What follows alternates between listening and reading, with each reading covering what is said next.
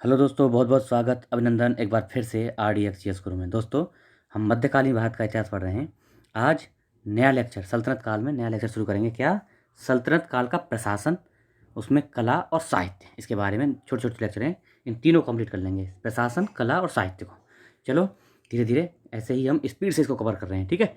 चलो, आपके एग्जाम से पहले UPPCS अभी बहुत बड़ा एग्जाम आ रहा है, उससे पहले पूरा मैं मिडिएवल कर दूंगा। और अभी आज से स्टार्ट कर दिया क्या, मैंने यूपी स्पेशल सीरीज स्टार्ट कर दिया। आप उसको देखिए जाके, बहुत इंपॉर्टेंट पिक्टोरियल फॉर्म में मैंने शुरू कर दिया है वो। उससे ही पूरे क्वेश्चन, यूपी स्पेशल का भी वेटेज बढ़ा है इस बार, क्योंकि ऑप्शनल हटा दिया है। यूपी स्पेशल के 2 क्वेश्चन जोड़े हैं मेंस में।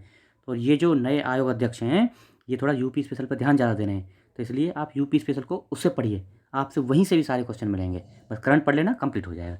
चलो शुरू करते हैं। तो पहला क्वेश्चन है, इतिहासकार बर्नी ने दिल्ली के सुल्तानों के अधीन भारत में प्रशासन को वास्तव में इस्लामी नहीं माना। क्यों क्यों नहीं माना? क्योंकि अधिकतर आबादी इस्लाम का अनुसरण नहीं करती थी। ऑप्शन ए इज करेक्ट, ये बात सही है। ज़्यादातर आबादी इस्लाम नहीं मानती थी, इसलिए नहीं माना है, ठीक है। अगला, निम्नलिखित युग्मों में से कौन सा सही रूप से सुमेलित है? इनमें से कौन सा?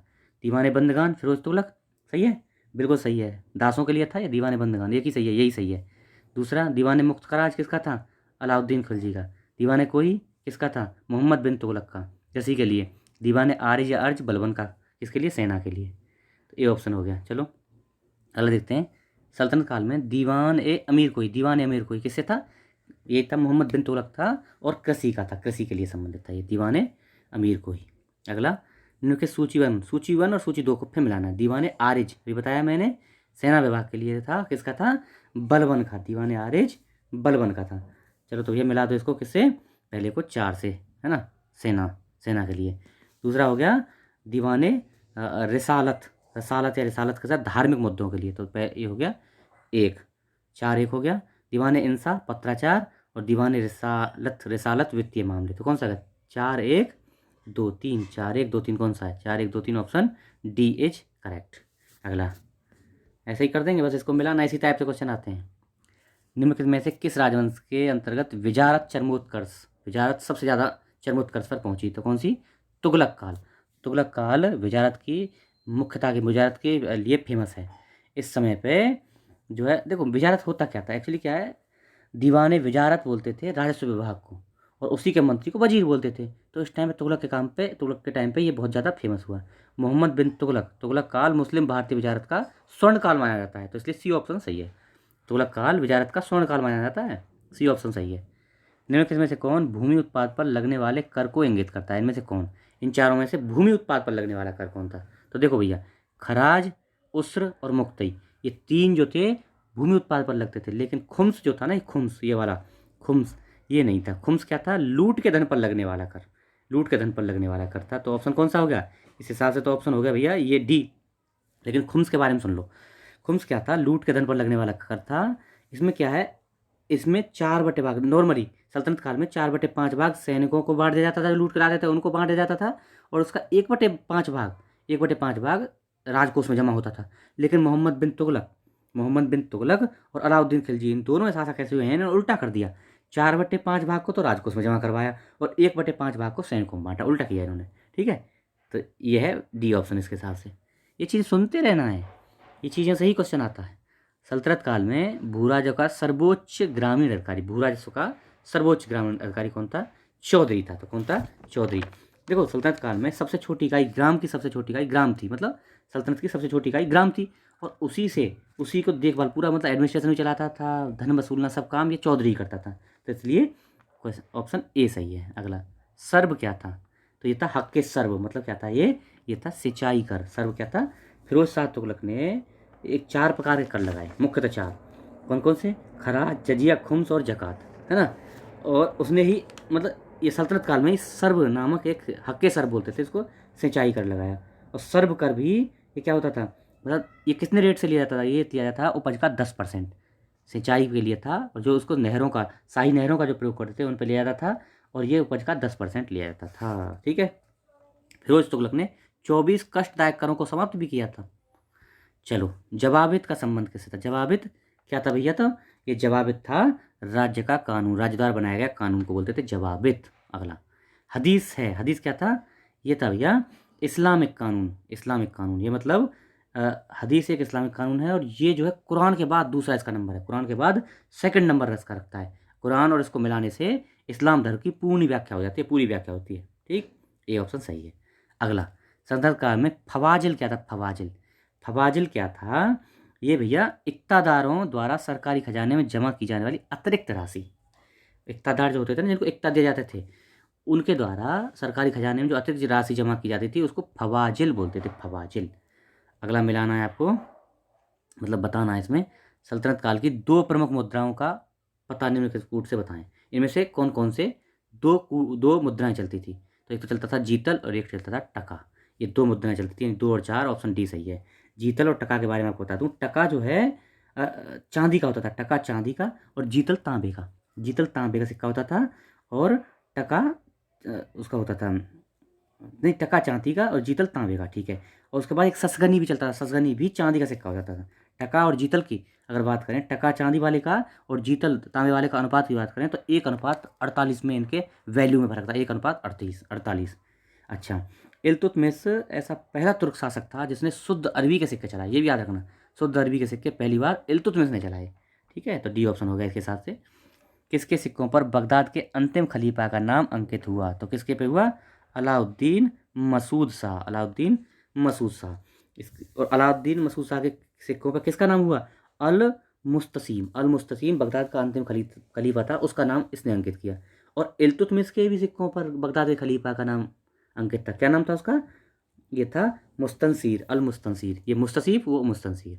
ठीक, अगला, अलाई दरवाजा। अब देखो क्या आ गया, सल्तनत काल का कला एवं साहित्य के बारे में, कला एवं साहित्य के बारे में हम लोग पढ़ रहे हैं। अब प्रशासन पढ़ लिया, अब कला साहित्य के बारे में पढ़ेंगे। अलाई दरवाज़ा का निर्माण किस सुल्तान ने करवाया था? ये करवाया था अलाउद्दीन खिलजी ने। अलाउद्दीन खिलजी ने अलाई दरवाजे का निर्माण कहाँ कराया है? कुतुब मीनार के निकट में कराया है। इसकी चारों दीवारों पर एक घोड़े के नाल के आकार की मेहराब यानी पहराब प्रवेशद्वार बनाया गया है। चतुष्केंद्रीय मेहराब यानी टूबर मेहराब बोलते हैं इसको, का एक प्रमुख वास्तु तत्व सर्वप्रथम यहीं देखने को मिलता है। मतलब चतुष्कोणीय या चतुष्केंद्रीय मेहराब या ट्यूबर मेहराब सर्वप्रथम यहीं देखने को मिलती है। कहाँ? अलाई दरवाजे में, दिल्ली में, कुतुब मीनार के पास।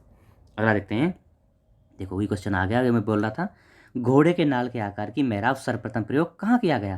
तो भैया यहीं किया गया है, अलाई दरवाजे में, दिल्ली में, कुतुब मीनार के पास। ठीक, अभी बताया मैंने। अगला देखते हैं, भारत में प्रथम मकबरा जो शुद्ध इस्लामी शैली में निर्मित हुआ किसके काल में? यह है बलबन का मकबरा।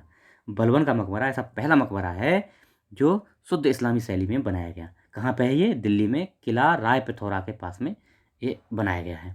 अलाई दरवाजा में सर्वप्रथम, देखो कुछ इंपॉर्टेंट चीज़ बता रहा हूँ और अलग फैक्ट बता रहा हूँ।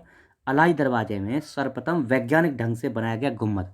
अगर वैज्ञानिक ढंग से बनाए गए गुम्मद की बात करें तो अलाई दरवाजा, और जो शुद्ध इस्लामी शैली में निर्मित मकबरा की बात करें, मकबरा, तो ये बलबन का मकबरा। और वहीं सबसे पहला स्थापत्य क्या? इस्लामी शैली, देखो देखो, सबसे पहली मकबरा इस्लामी शैली में मकबरा तो बलबन का मकबरा। कोई भी स्थापत्य या मस्जिद सबसे पहली तो ये है कहाँ पे? ये जमात खान, किसके द्वारा? जमात खान है अलाउद्दीन खिलजी के द्वारा। अब फिर से सुन लो, अलाउद्दीन खिलजी के द्वारा इस्लामी शैली में बनाई गई मस्जिद या कोई भी स्थापत्य हो तो अलाउद्दीन खिलजी द्वारा जमात खान।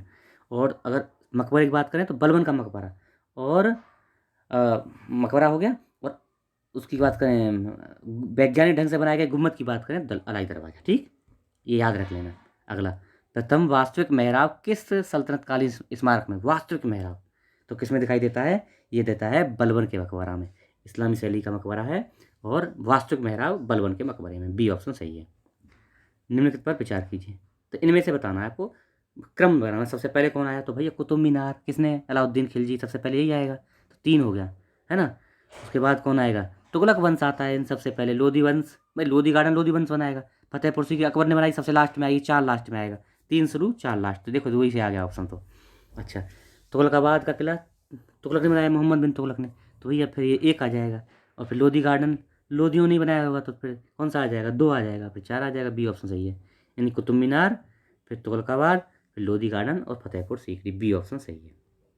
कीर्ति स्तंभ, कीर्ति स्तंभ एक प्रशस्ति स्तंभ है। इसके रचयिता, कीर्ति स्तंभ प्रशस्ति, प्रशस्ति किसने किसने गाई है? तो प्रशस्ति गाई है अभी कवि ने, यानी 2 कवि हैं, अभी और महेश, इन दोनों ने राणा कुंभा की कीर्ति गाई है। क्या किया था? राणा कुंभा ने महमूद खिलजी पर विजय प्राप्त की और उसी के उपलक्ष्य में इसने जो है कीर्ति स्तंभ स्थापित किया था। कहाँ? चित्तौड़गढ़ में। देखो आगे अगला क्वेश्चन ही आ गया वो। चित्तौड़ की कीर्ति स्तंभ निर्मित हुआ है किसके काल में? राणा कुंभा के काल में। तो राणा कुंभा ने भैया कहाँ पे? चित्तौड़गढ़ में कीर्ति स्तंभ का निर्माण किया। कब? जब महमूद खिलजी पर उसने विजय प्राप्त की। तो इसी की उपलक्ष्य में कीर्ति स्तंभ प्रशस्ति गाई किसने? महेश और अभी कवि, दोनों कवियों ने। ठीक है, तो ये राणा कुंभा इसके हिसाब से हो गया क्वेश्चन का आंसर। अगला देखते हैं, निम्नलिखित युगों में से कौन सुमेलित नहीं है? इनमें से कौन सा? अजमेर, कुब्बल अल इस्लाम, ये मस्जिद है कहाँ? ये अजमेर में है क्या? नहीं भैया, ये दिल्ली में है। अटाला मस्जिद जौनपुर, बिल्कुल सही है। और अटाला मस्जिद जौनपुर हो गई। एक मिनट ये सेट कर लेता हूँ। हाँ, जहाज महल कहाँ है? मालवा में, बिल्कुल सही है। जामा मस्जिद गुलबर्गा, बिल्कुल राइट है। तो ये कुब्बल अल इस्लाम मस्जिद कहाँ है? दिल्ली में है। तो ए ऑप्शन सही नहीं है, यही पूछा था। अगला अगला देखते हैं, हमारा लास्ट क्वेश्चन है आपका। तो देखो सबसे पहले मेहराब की निचली सतह पर कमल जली की झालर। देखो आप कुछ मत समझो, देखो एक चीज़ इसमें पकड़ो, स्तंभों में बोगद गोई का प्रयोग सबसे पहले विजयनगर साम्राज्य में, यानी सी में 2। बोगद गोई, ये लग रहा है ना नाम साउथ का सा, उसी विजयनगर साम्राज्य से मिल रहा है। तो सी में 2, देखो सी में 2 एक ही ऑप्शन में है, तो ए पकड़ जाएगा सीधा, है ना। तो ऐसे पकड़ने का तरीका होता है। ठीक है, चलो फिर भी मिला लेते हैं। सबसे पहले देखते हैं, चलो सेट कर लेते हैं एक बार पहले। चलिए, तो देखो सबसे पहले हाँ, अष्टभुजीय मकबरों का उदय कब हुआ है? ये तो ये हुआ खिलजी काल में। तो कब हुआ है? खिलजी काल में अष्टभुजीय मकबरों का उदय हुआ है खिलजी काल में। कहाँ है? खिलजी काल में। तो पहले में हो गया ये भैया 3, अष्टभुजीय मकबरों का उदय। मेहराब नहीं, निचली मेहराब, देखो निचली मेहराब की निचली सतह पर कमल कली की झालर खिलजी काल में। अष्टभुजीय मकबरों का उदय हुआ है तुगलक काल में। तो बी में हो गया 4, 3 4 हो गया। झुकी हुई दीवारों के साथ, देखो ये बोगद कोई तो हो ही गया वही विजयनगर, और झुकी हुई दीवारों के साथ विशाल मुख्य द्वार सर की। तो क्या हुआ? 3 4 2 1, 3 4 2 1 हो गया। Option A is correct. तो ये पकड़ने का तरीका भी मैंने बता दिया कैसे पकड़ना है। ठीक है, अगर पहली बार इसको देख रहे हैं तो आप लोग इसको सब्सक्राइब कर लीजिए। अगर चैनल पर नए हैं सब्सक्राइब कर लें, शेयर करिए, लोगों को बताइए। अब हम धीरे धीरे अपने लगभग मध्य में पहुंच गए हैं। अब देखो बस आपका ये जो है ना सल्तनत काल ख़त्म होने वाला है। एक लेक्चर हो सकता है एक और आए, बस ख़त्म हो जाएगा, उसके बाद शुरू करेंगे क्या? मुगल काल। ठीक है, चलो आप लोग इसको शेयर करिए, लोगों को बताइए। Okay, thank you so much.